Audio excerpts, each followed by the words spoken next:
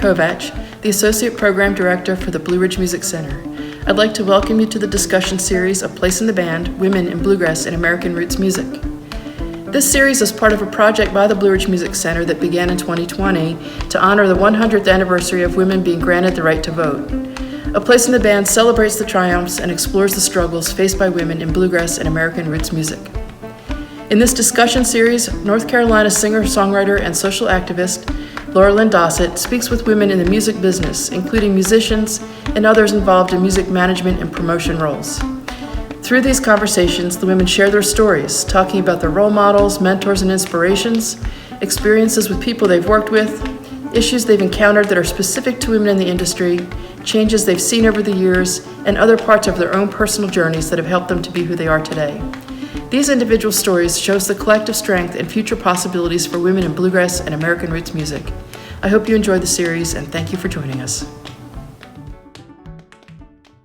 Hello and welcome to the first of these series of discussions with and about women in bluegrass and American roots music. Today we'll be talking to RHIANNON Giddens.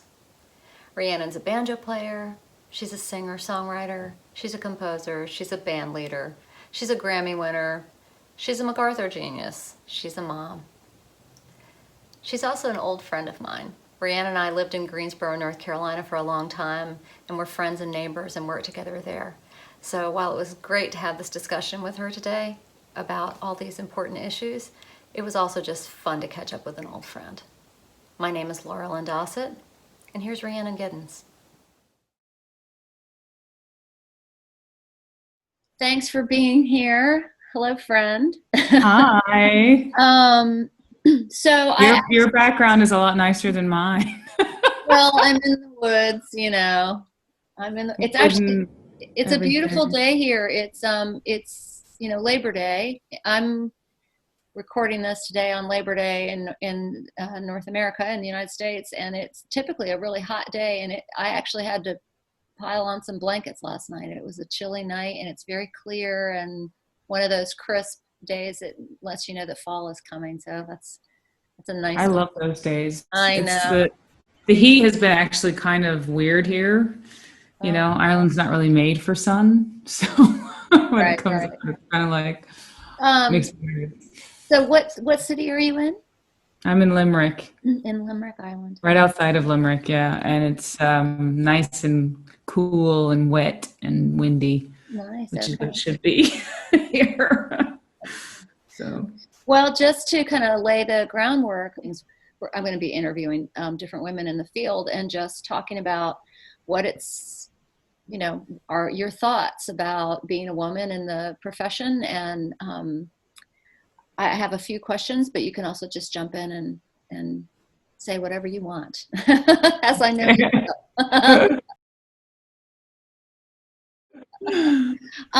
So one of the things that crossed my mind right off the bat was the idea of mentors and role models. Can you talk about who yours have been or maybe have not been? Well, mentors and role models. I mean, it's hard, when you're, I don't know, as a Black woman playing the banjo, I had to sort of, it's not like there were a lot of Black women playing the banjo. Right. When I came up, so I had the kind of mentors that I needed. They weren't necessarily the ones that looked like me, but that's okay. I think sometimes you need those and sometimes you don't. Right. And of course I was inspired by folks I either didn't meet or I met, kind of really briefly, like, I never met Nina Simone, obviously, but I did get to meet Odetta and, as classically, I'll say trained or inflected or whatever, two women who used classical training to explore roots music.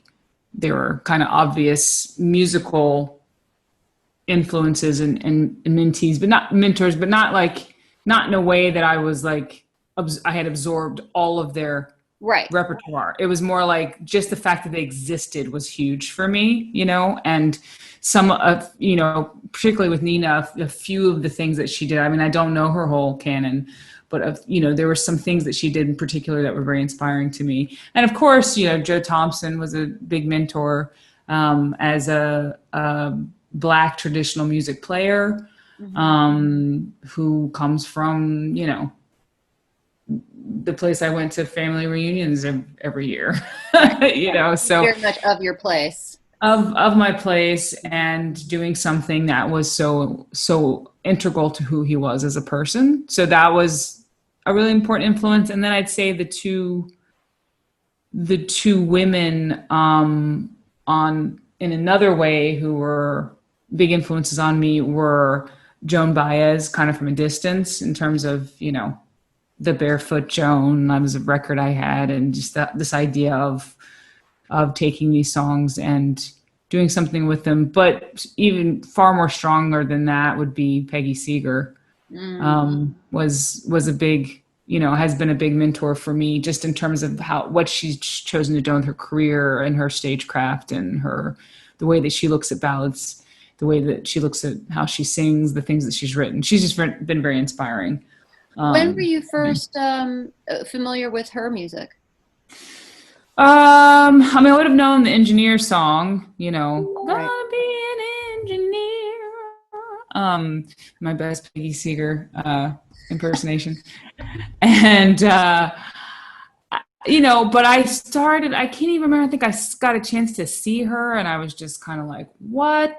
This is amazing. Like the way that she used the piano and the banjo. Like, again, someone who also has a strong connection to the classical world through her family, her mother and whatever, but the way that she, pulled in something that's very much a classical instrument, the piano, and the way she pulled that into her, her performances. It was just, really, I was really blown away with how she performed and how she, then how she dealt with the political kind of issues of her day very unflinchingly. And just, I think the thing that inspires me the most about Peggy is that she's just uncompromisingly herself, and it's not in a hard way, and it's just, this is the decision that she made to do with her life. And there's just a real joy that comes out of that, I think. And it was just like, and she found her audience wherever she went, and they found her. And she's lived, I think, I've been able to talk to her, and she knows me and I know her. We're not best buddies. I couldn't tell you her innermost secrets and thoughts, but It seems to me that she's lived a life worth living in terms of being able to look back and go, this is what I did. And so as I was thinking about what I wanted to do with my career, that weighs on it. The idea of Joe, who, grew up being a function musician and a community musician, kind of weighs on it. And, the whole idea of what are you making music for? Mm-hmm. I think about too, with someone like Peggy, that there still is, but there was so much pressure as a woman to be a certain kind of performer, and to be pleasant, and to be uplifting, and to, fit in to a bunch of boxes but like you said, she was always just unflinchingly herself. So well, and she's always, she is still alive. Well, we should make sure to mention it. But she's also able to, which is also something that I've taken notes from. She's also able to, differentiate herself from quite famous siblings. Particularly, I guess, Pete, and then a famous, in the UK, husband, and two very, very sort of strong folk icons, and she, kind of found her own path, right? Between all of that, without much fuss. It's neat to watch that, because it doesn't always happen. The women, we sometimes get sucked one way or the other, or we end up sort of behind someone's legacy, and to be able to carve out your own is not easy. Can you talk about that a little bit, when you made the transition from being the member of a band to leading a band or leading your own act and career? Yeah, it was interesting. 'Cause I went to a band from nothing, from well, having been an opera singer is an odd transition because I was trained as an opera singer and as a soprano. So, opera singing is all about me, me, me, me, me, and you're the star and you're standing there singing this 3, 4, 5 minute aria with high Q sharps. And I always loved the music and I loved the art of it. I loved doing it. And I loved the acting and I loved the stories. But that part of it I didn't like so much. The whole like, look at me, aren't I marvelous? Mm-hmm. So I kind of left that behind. And when I found folk music and I ended up, co-founding the Chocolate Drops and then ended up doing that full time, there was a very much I loved the sensation of being a part of a collective. Trouble, trouble, trouble in my mind. Trouble don't kill me, I'm sure I'll never die. Don't get trouble in mind, don't get trouble in mind. Don't get trouble in mind, don't get trouble in mind.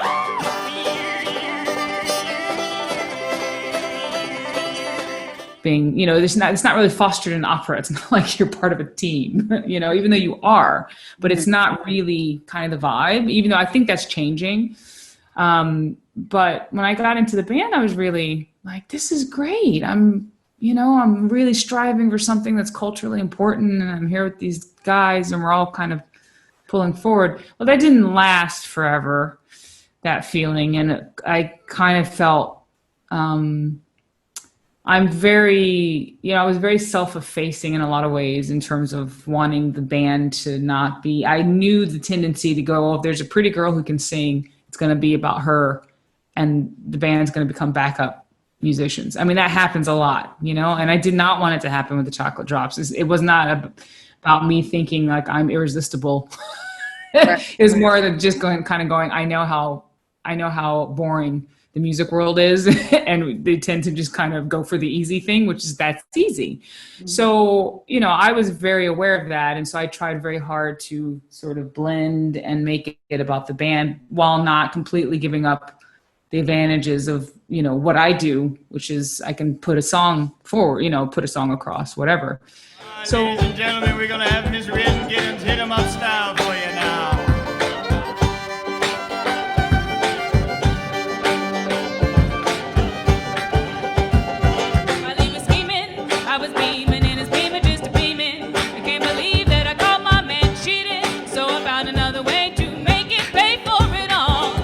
So that had been quite a stressful, stretch of time. So there was actually a lot of relief in stepping out, even though it was scary because I just, I had to kind of suck it up and go, I'm just going to have to step into the spotlight here because this is obviously what the career is calling for and how I'm best able to serve the purpose for which I was put here, and so when I looked at it that way, it was easier than I hate the idea of like, look at me, it was a really important transition for me. I mean, I was 37 and I had the opportunity of the solo record with T-Bone Burnett. And he said you needed to be, you were hiding your light under a bushel or whatever, that right. Kind of whatever phrase he used, I can't remember. And he was right.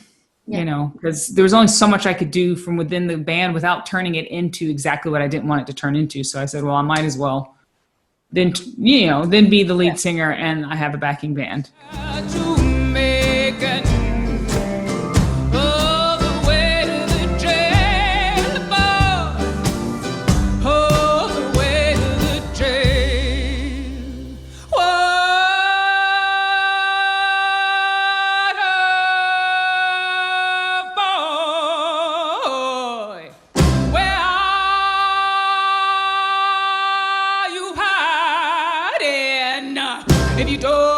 Come right here, if you don't come right here, if you don't come right here, I'm gonna take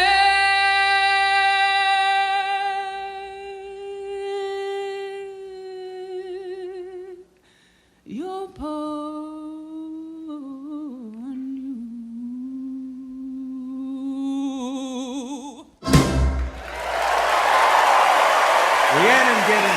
Bobby Jenkins. Now that's... I was thinking about in the ways that you bring folk music or bring the banjo and some of the ballad tradition and things like that into other areas. And two particular projects I was thinking about were the Native Daughters Project and the New Basement Tapes Project, which were very different projects. So just so our listeners know, the New Basement Tapes were, it was a T-Bone Burnett project. It was Bob Dylan lyrics, correct? And they had been in a box they were unfinished songs that had been in a box in an attic for 50 years. Got it. And who were the gentlemen on that project with you?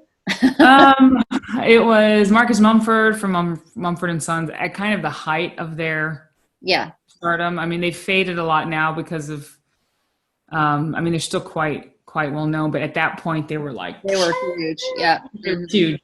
Like there was paparazzi, it wasn't a lot, but there was still paparazzi when we traveled. I was like, this is weird. It was Elvis Costello. There was Taylor Goldsmith from Dawes, and there was Jim James from My Morning Jacket. So a bunch of dudes.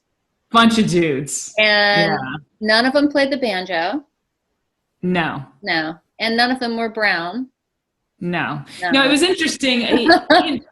T-Bone did kind of one of his, he has these really interesting ideas. And so he brought these guys together, and we had just, we had these interactions with the show that he put together the fall before, and then my solo record. And he was like, you should do this Basement Tapes thing, and I was like, huh? Okay. I don't know Bob Dylan stuff. Like I know the famous songs, but I've never listened to Bob Dylan. I listened to the stuff. We're going to edit that out. We won't let anybody know. No, I was very upfront with him. I said, I don't, but I was like, I'll come in as the, not skeptic, but as the person who's not like, I think it's an important perspective. It's not that I don't have respect for Bob Dylan. It's just, I didn't choose to listen to that canon. There's so much other stuff to listen to. And I was like, well, everybody knows that stuff. It was never put in front of me, It's not to say that I don't respect the hell out of his songwriting. But anyway, so I came into it as the only woman, the only person of color. I was the only person of color I saw for 2 weeks who wasn't cleaning something. It was a little intense,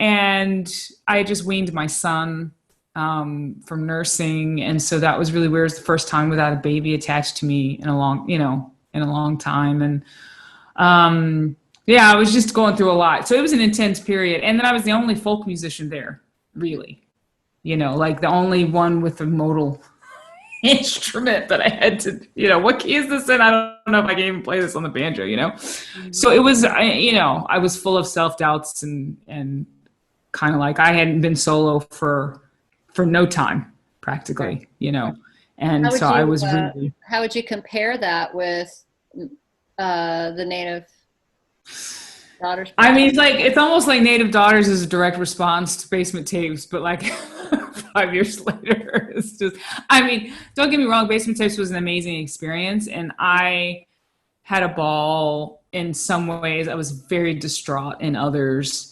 But at the end of the day, the net result was a positive experience because I learned a lot about myself, and all of those, there is structural misogyny that's just baked into the music industry.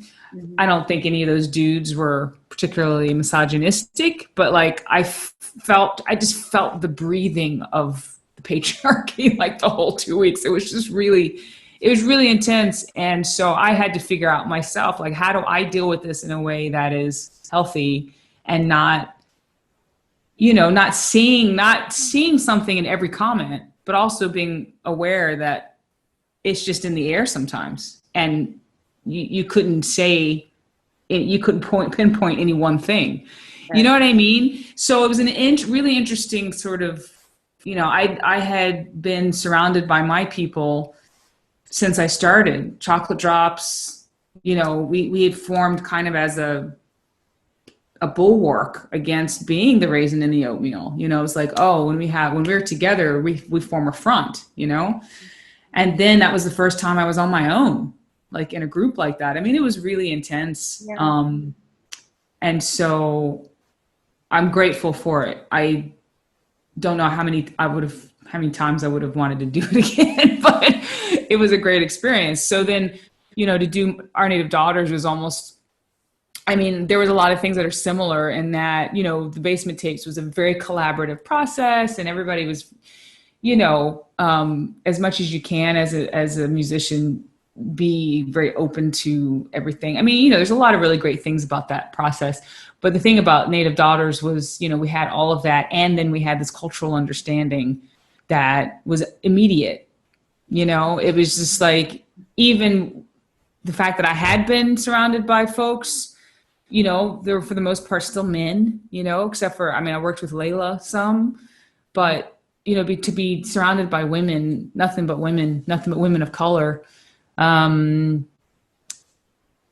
It was just really, I don't know, it was really intense. It was beautiful. It was, I don't think any of us really knew how much we needed it. You know, it's because we're each of us, like, because we're all in the roots industry, we're all raisins in the oatmeal. We're all sort of kind of holding it, going it alone, you know, surrounded by people who don't look like us. And that's fine. And we kind of pushed through, and it's great. But then we kind of all got together and went, oh God, I don't have to explain this to you. Right. You know, I can just, you know, and it's not to say that we don't ever want to work with other people. It's just like, all of these experiences are important. You know, the experience of being on your own and figuring out how to get along. I mean, I say the majority of white people just don't get it because they don't understand what it is to be a minority. You know, they don't understand what it is to go through the day and constantly see people who don't look anything like you. Now, it's just not to say that all white people are the same. They're not. You know, no group is a monolith, but the experience of constantly adjusting for the majority is not one that you can know unless you've experienced it, you know? So when you're in a space where everybody's had to do that and you don't have to do it anymore, it's, I think, important to do. And so it was a really, really great project for all of us. We want to do another one for sure. We kind of, it was not my intention to form a band, but we did. And, you know, performed, and we're like, oh my gosh, like this is, you know, a thing. And, yeah, we just had a call the other day, and we're all like talking about, you know, everything and anything and everything. But yeah, you know, I mean, and it's a combination then of the sisterhood and the, you know, all the cultural, like you said, that you speak in the same language on a variety of levels. Yeah. Of course the banjo's there. We all play different banjos. I had my banjo. It was important, I think, for me to have my banjo at, you know, the Basement Tapes. It's like, you know, especially because Bob Dylan listened to a lot of Black roots music, you know, and his music is informed by that. So I was just like, I'm going to represent that in my own way, you know, and bring in some, you know, funk into this. And it worked, you know, it did work. I mean, T-Bone knows what the hell he's doing, you know. Well, okay. This one, I know you have spent some time thinking about. Talk a little bit about what it's like to be a mother of young children when you're on tour, or even when you're at home and working, you know, being a professional musician all the time. You know, it's not easy. I mean, that's the thing that I take away from it. It's hard. And as grateful as I am that I was able to take my kids along, I also understand all those women artists who, through necessity or choice, left their kids with their sisters, with their mothers, with their parents, you know, with the spouse, not very often, I don't think, in these stories. And, you know, it's, no solution is perfect. No solution is perfect. But I have to say, you know, given the choice, I would make the same, even though I can understand the other. You know, I'm very much an advocate for people who don't want to have kids. I'm just like, you shouldn't have kids if you don't want to have kids. I can totally see that life. It's a great life. I chose to have kids and I love my kids, you know. So I don't judge other choices. I can understand them while still saying, I made the choice that was right for me, even though it was really hard. I took them on the road. I nursed them on the road. I was pregnant up until 9 months on the road. I never stopped. Now, should I have? Probably, but I don't know anything else other than work. And at that point, it's not like I had to keep going. I just had to, I didn't want to stop and then lose momentum, for 6 months so I just said, well, just, human beings have been nomads for thousands, millennia.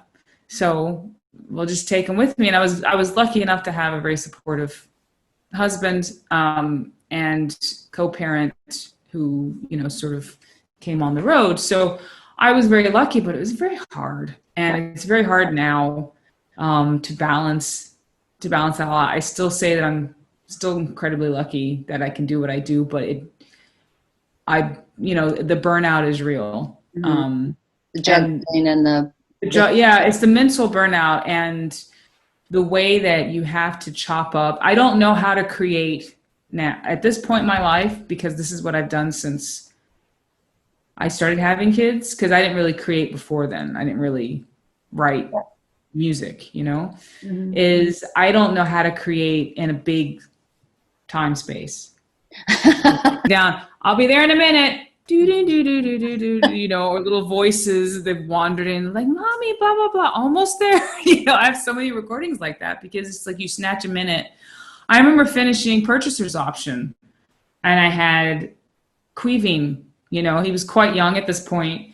He was such a sweet baby. Oh my God, he was such a sweet toddler. And he's a little bit older than a toddler, but he was still sweet as all get out. And I was just walking around the house, and for some reason, Aoife wasn't here, my daughter, and it was just me and him. And I wanted to write this verse. I wanted to write this third verse. And I'm walking around, and he's like, mommy, can you play with me? And I'm like, just give me a few more minutes. And he just sat there and let me play through this banjo riff until and then the third verse, like, slotted into my brain, and I wrote it down.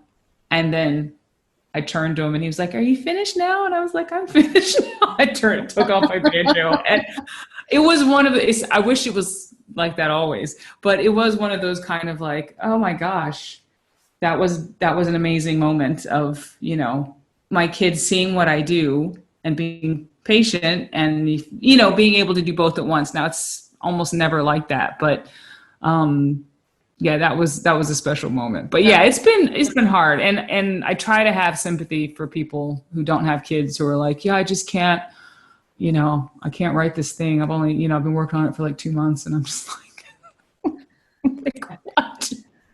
I have sympathy. I do have it. Empathy.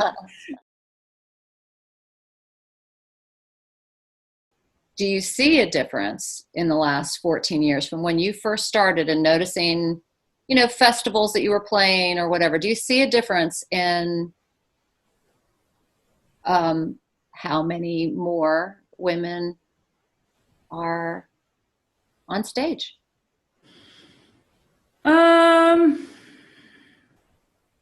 It's hard to say. I wouldn't say a big difference. No.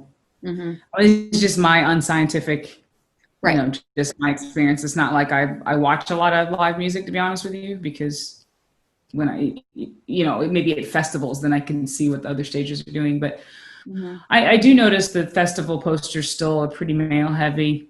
Mm-hmm. And then you add into that how few crew members and backing musicians are women. All those people. Yeah. And then you have to get into how many managers are women, how many booking agents are women.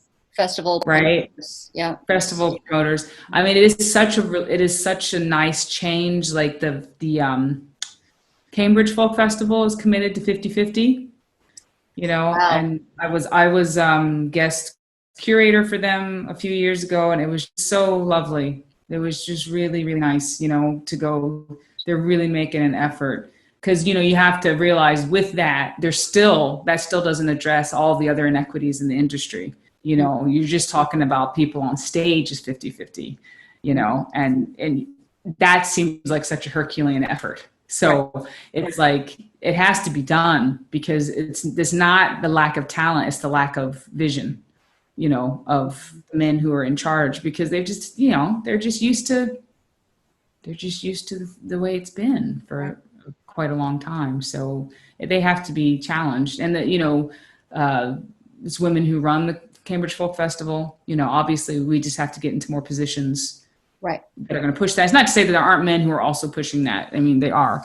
There's an initiative here in Ireland called Fair Play, which is also, talking about the need for equal representation of women in music industry. So these things are happening, but it's slow. It's slow. One thing really I've noticed is I do see more young girls, children, young people, learning traditional instruments in a way that they didn't before.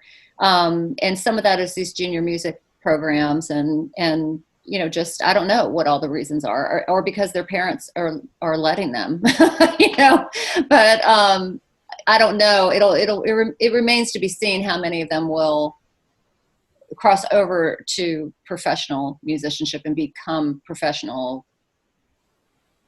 banjo players or mandolin players or whatever. I mean, that is the question, because there's been loads of classical, women who enter the classical industry, but how many of those end up in orchestras, So it's the leap from one to the other. And this may not be, I don't know, a PC thing to say, but I do think as women, because of it's just the way it is.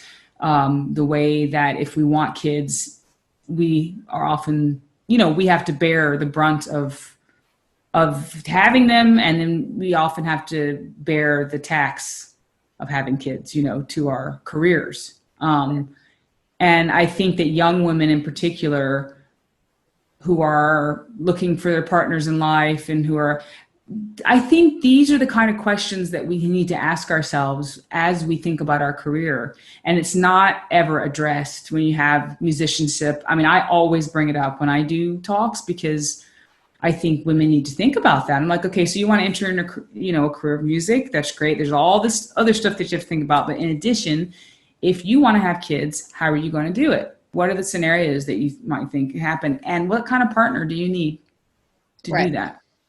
Because...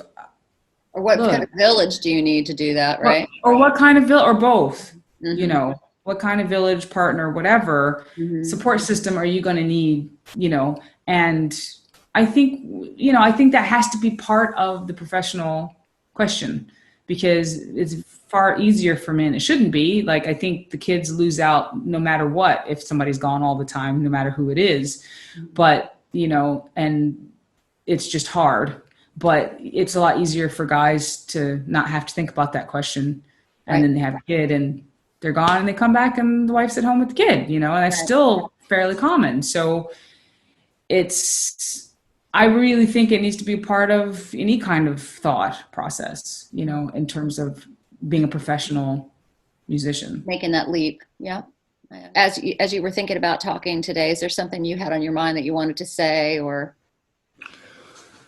I don't know. I mean, we have to stop internalizing this mess. It's not good enough to be like, well, the guys got to change and the guys who are in charge have to do X, Y, Z. We also have to stop believing what we've been told. Right. And we have to support each other and help each other out, and hold up the guys who are doing the right thing. Yeah. Don't paint everybody with the same brush. There are people who are doing the right thing. How can we support them? How can we, not put a stick in the spokes of somebody who's, not be crabs in the barrel. Not to say, oh, there's only one chick who can get ahead here. It's got to be me. Well, that's internalized patriarchy, and we don't need that mess anymore. Shedding that internalized patriarchy. I got it. Mm-hmm. Yeah, I mean, it's an inner and an outer work. We have to change the structure, but we also have to make sure we don't sabotage that. Right. Yeah, and understand that we probably, we'll do the best we can, but we won't get it right. we won't fix it. Yeah. It's not going to change overnight. It can't. Not in our lifetime. Mm. Do you feel like playing anything? Do I feel like playing anything? I don't know. What do you want me to play? Well, we can let it go. It's fine. Honestly, I'm sorry. If you said to me, will you sing something right now? I wouldn't be able to do it. I haven't really been able to sing since my dad died. And no. when I have a little bit, but basically when I do, I just get all teary, and crying and singing at the same time are just not they're not really compatible. They're not. I can, pat my head and rub my belly and sing, but I can't cry and sing at the same time. Yeah, Anyway, that hit me. yeah. That hit me when we performed. It was the last gig of the Native Daughters run. Uh-huh. And we were at Newport, and it was this song that I'd written years ago from a child's point of view of seeing his mother. At the end of the song, she's hanged, because she had been assaulted repeatedly by the overseer, and she stabbed him. And then the way the story goes in the literature is that, her son made up a little song about her petticoat being red. There was a blood stain on the petticoat. So they figured out who did it, and then they hanged her. And so I wrote this song, I don't know, wrote itself. I mean, it's just one of those, like, I feel like a fraud saying that I wrote it, because it was just such a, one of those that just kind of came in. And it's from, it's a kind of a kid's point of view.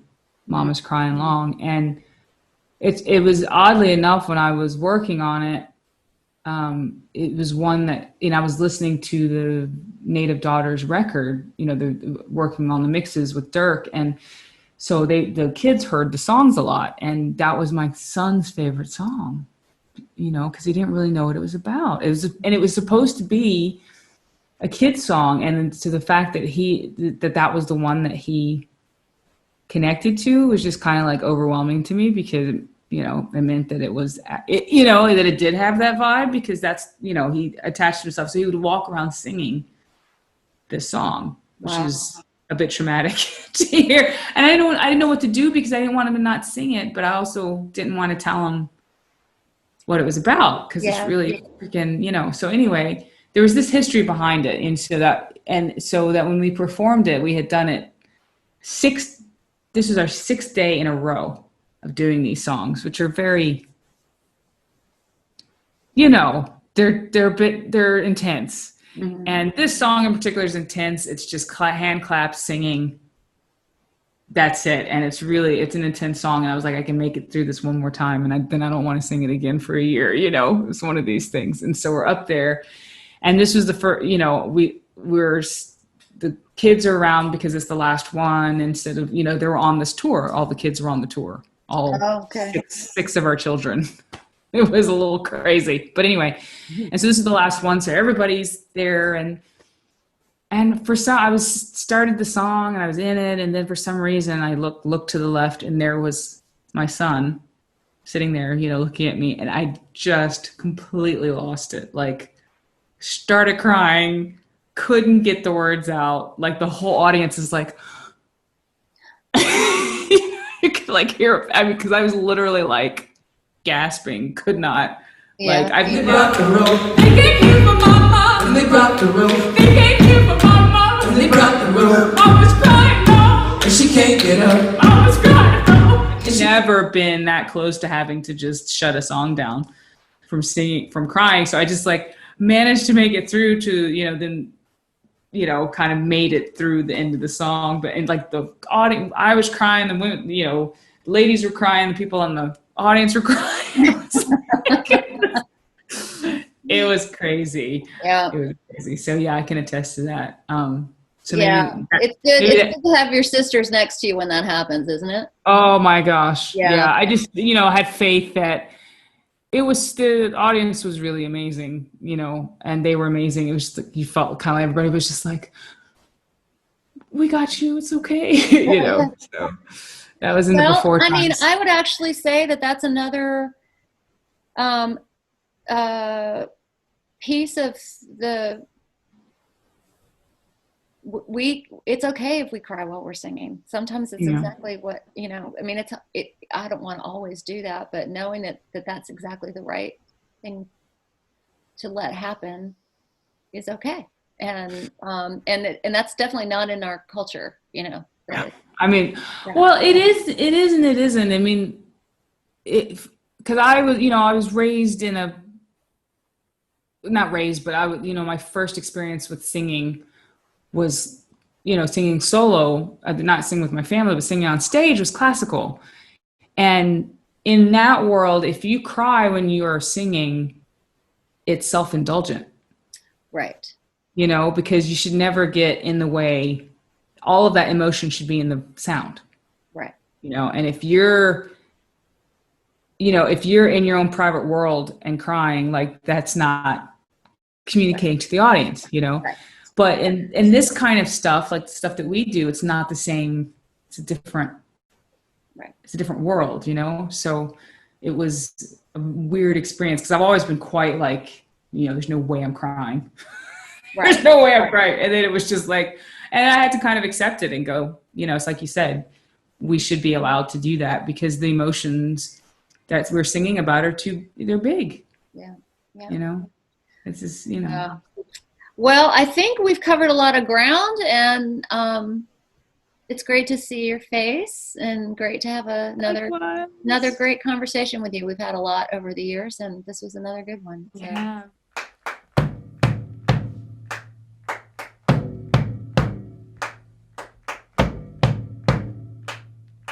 Mama's crying long, and she can't get up. Mama's crying long, and she can't get up. Mama's hands are shaking, and she can't get up. Mama's hands are shaking, and she can't get up. Mama's running hard from the boss's man. Mama's running hard from the boss's man. Called her anyway, the boss's man. Called her anyway, the boss's man. They lie on the ground again and again. They lie on the ground again and again. I can hear her screaming again and again. I can hear her screaming again and again. Mama's crying long, and she can't get up. Mama's crying long, and she can't get up. Mama's hands are shaking, and she can't get up. Mama's hands are shaking, and she can't get up. It was late at night when she got the knife. It was late at night when she got the knife. She went to his room when she got the knife. She went to his room when she got the knife. Mama's dress is red. It was white before. Mama's dress is red. It was white before. Lift it up and see. It was white before. Lift it up and see. It was white before.